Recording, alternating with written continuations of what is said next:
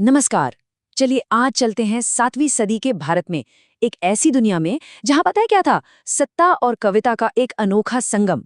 और ये कहानी है राजा हर्ष की, एक ऐसे शासक जिनकी तलवार में जितनी धार थी उतनी ही ताकत उनकी कलम में भी थी। जरा सोचिए इस बारे में। क्या किसी सम्राट की असली विरासत उसका बनाया हुआ साम्राज्य होता है? मतलब पत्थर और सीमाएं, या फिर वो कहानियां और वो शब्द होते हैं जिनमें वो जिंदा रहता है? बस यही सवाल राजा हर्ष की कहानी का बिल्कुल सेंटर पॉइंट है। तो ये थे राजा हर्ष, पहली नज़र में एक बहुत ही शक्तिशाली शासक। लेकिन उनकी पहचान बस इतनी ही नहीं थी, वो एक कमाल के लेखक भी थे और साहित्य को बहुत बढ़ावा देते थे। मतलब एक ही इंसान में ये दोनों रोल मिलना सच में बहुत बड़ी बात है। तो चलिए अब इस कहानी में थोड़ा और गहरा उतरते हैं। सबसे पहले बात करते हैं खुद राजा हर्ष के लिटरेचर में योगदान की। और देखिए, ये कोई बस शौक की बात नहीं थी, ये तो उनके कैरेक्टर का एक बहुत ज़रूरी हिस्सा था। जो भी हमें जानकारी मिलती है उससे पता चलता है कि हर्ष को साहित्य का प्रेमी कहा जाता था। और इसी जुनून ने, इसी पैशन ने उन्हें सिर्फ लिखने के लिए ही नहीं बल्कि अपने दौर के दूसरे कलाकारों को सपोर्ट करने के लिए भी इंस्पायर किया। और वो सिर्फ साहित्य की तारीफ करने वालों में से नहीं थे, बल्कि खुद एक क्रिएटर थे। उनके नाम से एक दो नहीं बल्कि 3 बड़े साहित्यिक काम जुड़े हुए हैं। जी हाँ, पूरे 3 नाटक। और हमारे पास उनके लिखे नाटकों के नाम भी हैं। ये हैं रत्नावली, नागानंद और प्रियदर्शिका।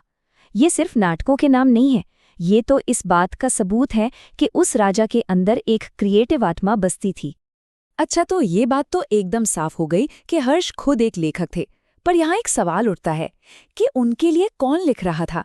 मतलब उनके दरबार में और कौन-कौन थे जो लिख रहे थे? क्योंकि कोई भी राजा अकेले तो पूरा एक साहित्यिक युग नहीं बना सकता, है ना? तो चलिए अब जरा हर्ष के लिटरेरी सर्कल पर एक नज़र डालते हैं। उनका दरबार कैसा था? वहां सिर्फ मंत्री और सेनापति ही नहीं थे, बल्कि कवियों और लेखकों की भी महफिल सजती थी। तो देखिए, एक तरफ तो थे बाणभट्ट, जो उस दरबार के स्टार पोएट थे, मुख्य कवि, और फिर दूसरे तरफ हरिदत्त, जयसेन जैसे दूसरे बड़े लेखक भी थे, जो इतिहास, राजवंशों की कहानियां ये सब लिखा करते थे। मतलब ये एक पूरा का पूरा लिटरेरी इकोसिस्टम था। अब बाणभट्ट कितने टैलेंटेड थे, इसका अंदाजा तो उनके कामों से ही लग जाता है। कादंबरी, हर्षचरित, पार्वती परिणय, ये सब उन्हीं की रचनाएं हैं। वो सच में हर्ष के साहित्यिक दरबार के चमकते सितारे थे। चलिए अब बाणभट्ट की सबसे मशहूर रचनाओं में से एक हर्षचरित पर फोकस करते हैं। देखते हैं कि ये किताब हमें क्या-क्या बताती है। यकीन मानिए, ये ग्रंथ उस पूरे युग को समझने की एक चाबी की तरह है। देखिए, ये हमारे सोर्स का वो हिस्सा है जिसमें हर्षचरित के बारे में बताया गया है। इसको देखकर ऐसा लगता है जैसे हम सीधे उस समय की लिटरेचर की दुनिया में पहुंच गए हैं। तो सवाल ये है कि आखिर ये हर्षचरित है क्या? सिंपल शब्दों में कहें तो ये राजा हर्षवर्धन की लाइफ और उनके शासन पर लिखी गई एक बायोग्राफी है। और इसे लिखा किसने? किसी और ने नहीं, बल्कि उनके ही दरबारी कवि बाणभट्ट ने। और इस किताब का जो स्ट्रक्चर है वो भी बहुत ऑर्गेनाइज्ड है। इसे 8 चैप्टर्स मतलब 8 अध्यायों में बांटा गया है। इससे राजा की पूरी कहानी एक सीक्वेंस में सामने आती है। और हाँ, ये किसी आम बोलचाल की भाषा में नहीं लिखी गई है। इसे बहुत ही अलंकृत यानी सजावटी संस्कृत में लिखा गया था। इससे पता चलता है कि उस दौर का लिटरेचर कितना मैच्योर और आर्टिस्टिक था।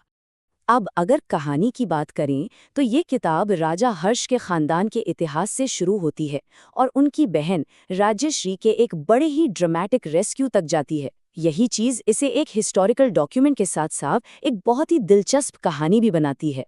लेकिन रुकिए, हर्षचरित सिर्फ एक राजा की कहानी नहीं है, ये उससे कहीं ज्यादा है। ये उस जमाने के सोशल, पॉलिटिकल और इकोनॉमिक हालात को समझने के लिए एक बेशकीमती खिड़की की तरह है। तो अब सवाल उठता है कि इन सब का मतलब क्या है? राजा हर्ष और उनके दरबारियों ने जो कुछ भी लिखा वो आज हमारे लिए इतना इम्पोर्टेंट क्यों है? इसका जवाब हमारे सोर्स की इस एक लाइन में छिपा है। ये साहित्य हर्षवर्धन के जीवन और शासन पर प्रकाश डालता है। मतलब ये हमें सीधे इतिहास में झांकने का एक मौका देता है। और सबसे जरूरी बात यह है कि ये किताबें सिर्फ मनोरंजन के लिए लिखी गई कहानियां नहीं हैं। नहीं, ये अपने समय के बहुत ही महत्वपूर्ण हिस्टोरिकल रिकॉर्ड्स हैं। ये हमें उस दौर के बारे में वो बातें बताते हैं जो शायद इनके बिना हम कभी जान ही नहीं पाते। और आखिर में एक सवाल जो सोचने पर मजबूर करता है। जरा सोचिए, अगर ये कहानियां वक्त के साथ कहीं खो गई होती तो आज हम इतिहास को किस नज़र से देख रहे होते? कितना अलग होता हमारा नज़रिया?